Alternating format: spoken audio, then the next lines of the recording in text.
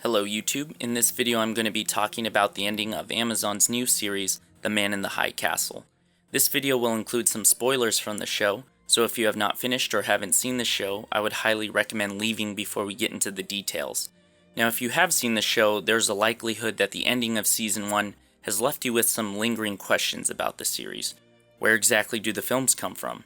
Is Hitler the man in the high castle? And what's going on in the final scene with Tagomi? In this video I'm going to address these questions and discuss other major plot points with supporting scenes from the show to help clarify some of the more intricate concepts. If you were caught off guard by the show's transition from what seemed like an alternate history series to more of a science fiction, this video will help you understand the ending a little more clearly, as well as speculate the direction Frank Spotnitz is going with this critically acclaimed series. So first we'll begin by examining one of the most important and insightful scenes of the show. The scene, which occurs near the end of the season finale, shows Colonel Wignar meeting Hitler in his castle.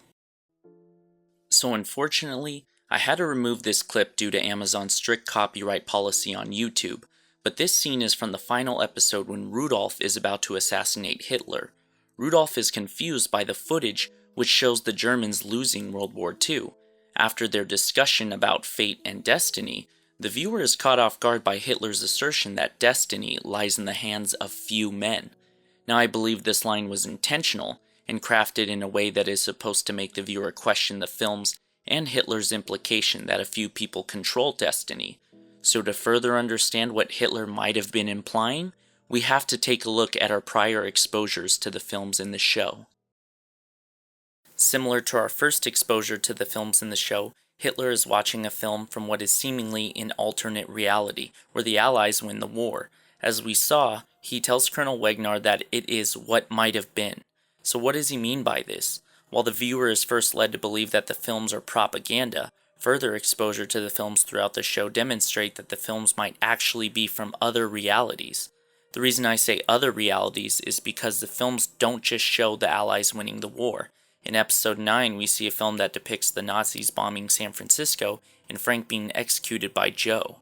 And based on Hitler's collection of films that we see in episode 10, it is likely that the films come from multiple realities from the past, present, and future. But the real question that everyone wants an answer to is, where do they come from? So this is where some knowledge of history and science comes in. Throughout the show, we know Colonel Wignar is trying to give the Japanese science minister the plans to the Heisenberg device, which is understood to be the atomic bomb. While Heisenberg's presence in the show is non-existent this season, his legacy and what it might mean for the show might be more important than most viewers realize. Werner Heisenberg was a German physicist credited with the founding of quantum mechanics. Without getting into too much detail, quantum mechanics deals with the physics of subatomic particles. It's relevant to the show because one popular science theory that originated from Heisenberg's quantum physics is the many worlds interpretation.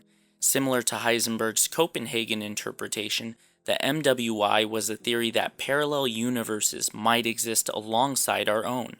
These universes might have different histories, laws of physics, people, etc. In the show, there are clues that Heisenberg might have created a machine that could allow people to travel between these parallel universes, and that this is where the films are coming from. So where does Hitler play a role in this? In history, it has been well documented that Hitler was fascinated by science. It wouldn't be a stretch to believe that in the show, Heisenberg built the device to travel to alternate realities, and that Hitler used it to see his mistakes to learn from them. This is why he knows Colonel Wignar had been sent by Heydrich to kill him, and he also knew that Rudolph couldn't do it. It also explains why, even though the year is 1962, the Germans have advanced technology that wasn't created until years later. Hitler was likely peeking into these alternate realities and learning about their technologies as well. We see that they have developed a rocket-type commercial jet, what appears to be a maglev train in Berlin, and we even learn that the Germans dropped the A-bomb on Washington, D.C. first in World War II. Now that we understand that there is likely a device to travel to alternate realities, we might be able to make better sense of the final scene of the show. Apparently there is a way for people to view these alternate realities without the need of a machine. Tagomi was able to do this via meditation with Juliana's necklace on a park bench. Clearly his ability to do this will likely be explained in the next season, but there are some clues that may explain this now. The first is the necklace itself. It obviously has some meaning, as there have been a few significant scenes in the show which have depicted Tagomi with the necklace, often in a slow motion sequence. The necklace undoubtedly has more to it than meets the eye, and might represent some sort of bond between the alternate universes. It might even represent some sort of shared destiny with Juliana, as it seems highly coincidental that he found her necklace at the speech and then later met Juliana at the Nippon. Either way, the necklace has some significance, and it should be a matter of time before we find out why. The second clue is subtle and lies deep in the show with Tagomi's assistant, Kotomichi. It appears that Kotomichi is likely from the alternate reality where the Allies win World War II. The clues were veiled in what appeared to be filler dialogue, but they are obvious as they are pointed out. First, we see a scene where Kotomichi has a deep burn on his wrist, which makes the audience question the origin of the burn. Then we learn that Kotomichi was from Nagasaki, which is one of the two cities where the US dropped the atomic bomb during World War II in real life, which would clearly explain his burn. Finally, in a very serious scene at the end of episode 10, a distraught Kotomichi tells Tagomi that he is a good man, and perhaps too good for this world.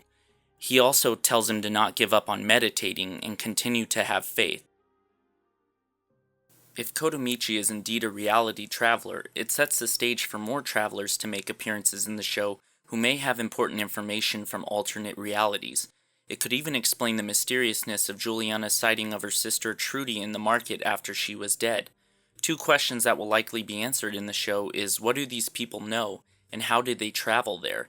Kotomichi seems to know something about the fated Tagomi, which might be why he tells Juliana that her presence is dangerous, and that she will unintentionally bring harm to him. This plotline and a couple other plotlines are worth noting. I won't bore you with all the details, but some interesting questions will likely be answered soon. One of the more intriguing plotlines is the dilemma that previous American turned into SS High Command Obergruppenführer John Smith will face, as his son will likely be exterminated as his sickness progresses. What choices will John make to protect his family?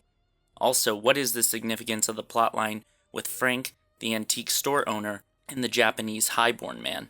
Is the Japanese man a reality traveler as well? And lastly, who is the man in the high castle? It appears that Hitler is a prime candidate since he literally lives in a castle in the mountains, but a prior scene with Obergruppenführer John Smith speaking to Joe indicates that it is a group of men with a leader. Has he been misinformed, or does another person go by the name the man in the high castle? Or is it simply Hitler who is using the films as a method to lure resistance members to their death? Either way, I'm sure we will find out more, as Season 2 has already been approved by Amazon Studios and will likely release in late 2016. Hopefully this video has answered some of your questions about Season 1, and make sure to like the video if it has given you some more insight into the show. Thank you for watching, and make sure to tell your friends about Amazon Studios' new series, The Man in the High Castle.